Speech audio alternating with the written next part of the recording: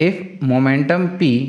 area A and time t are taken to be the fundamental quantities, then the dimensional formula for energy is, अगर हम लोग momentum P, area A और time t को हमारी fundamental quantities लें तो बताइएगा कि एनर्जी का जो डायमेंशनल फॉर्मूला होगा in terms of this P, A and T क्या होगा, ये हमें बताना है। तो डेफिनेटली यहाँ पर एनर्जी जो है वो P, A और T के ऊपर में डिपेंड कर रही है। So here we can say कि dimensional formula of energy E is equal to, ठीक है, dimensional formula of P, A और ये T, इनकी पावर क्या होगी वो पता नहीं है, तो लेट अस से इनको हम लोग A, B और C इनकी पावर कंसिडर कर लेते हैं। तो हमें अब कुल मिला के A, B और C की वैल्यू चाहिए होगी। तो ये इक्वेशन हमारी डायमेंशनल करेक्ट है, तो हम लोग कह सकते हैं कि लेफ्ट हैंड साइड में जो हमारे पास में एनर्जी का डायमेंशनल फॉर्मूला है दैट इज mL2T-2, वो हमारे पास में, ठीक है ना, राइट साइड में जो डायमेंशनल फिजिकल क्वांटिटीज़ है, ठीक है ना, वो इस इक्वेशन के हिसाब से बराबर होना चाहिए। दैट इज लीनियर मोमेंटम हमारा mass into velocity, so it is mL_T-1, इसकी पावर हमारी A इंटू एरिया, तो एरिया हमारा ये L² हो गया, इसकी पावर B इंटू टाइम हमारा डायमेंशनल फॉर्मूला T, इसकी पावर C, तो ये हो जाएगा हमारे पास में, ठीक है। M की पावर क्या आ जाएगी इसकी A, L हमारा 2 बार आ रहा है यहाँ पर, L की पावर A प्लस 2B, ये हो जाएगा A प्लस 2B, और टाइम का टर्म हम पावर हमारे पास में -A प्लस C हो जाएगा, -A प्लस C, इस तरीके से।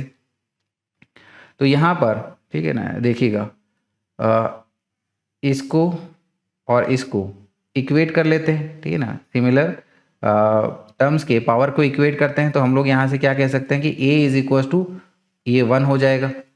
तो यहाँ पर ये A तो हमारा सीधा सीधा टर्म हमें मिल गया है जो कि कितना आया, 1 के बराबर,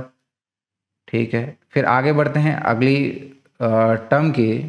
पावर को इक्वेट कर लेंगे, that is A plus 2B is equal to 2 हो जाएगा, so that is A plus 2B is equal to 2। तीसरा वाला term that is -A plus C is equal to -2, -A plus C is equal to -2। तो यहाँ पर A हमारे पास में ये टर्म आया हुआ है, उसको यहाँ सब्स्टिट्यूट कर लेंगे, so this is -1 plus C is equal to -2, यानी कि यहाँ से हम लोग क्या कह सकते हैं कि C इज इक्वल टू -1, ये हमारा टर्म, दूसरा वाला टर्म हमें मिल जाएगा। A और C हमें मिल गया है, तो अब हम लोग इस इक्वेशन में, ठीक है ना, सब्स्टिट्यूट कर लेंगे A को।